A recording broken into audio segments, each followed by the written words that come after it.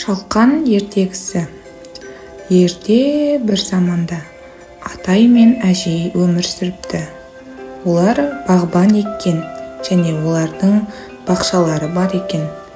Күндердің бір күнінде атай сол бақшасына шалқан отырғызады. Оның еккен шалқаны үлкен болып өседі.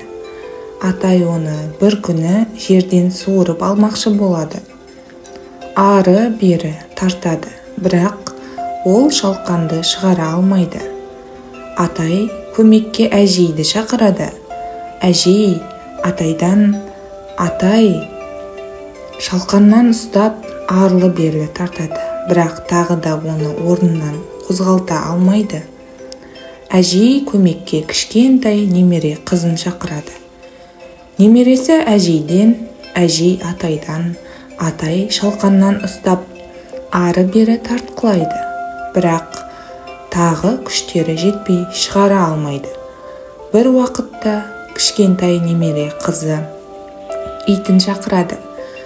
Ит кішкентай қыздың етегінен, немере қызы әжейден, әжей атайдан, атай шалқаннан ұстап ары-бері тартады. Бұл жолы тағы да шалқанды шығара алмайды. Бұл жолы ит көмекке мысықты шақырады. Мысық иттің құйрығынан, ит кішкентай қыздың етегінен, немере қызы әжейден, әжей атайдан, ал атай шалқаннан ұстап әрі-бері жұлқиды. Алайда шалқанды тағы да шығара алмайды. Сол кезде мысық тышқанды шақырады. Тышқан келіп мысықтың құйрығынан, мысық иттен, ит немересінің етегінен, немересі әжейден, әжей атайдан, атай шалқаннан ұстайды. Олар қайта-қайта жұлқып тартып, ақыры дегенде шалқанды суырып шығарады. Осымен ертегіміз аяқталды. Назар салып тыңдағандарыңызға көп рахмет.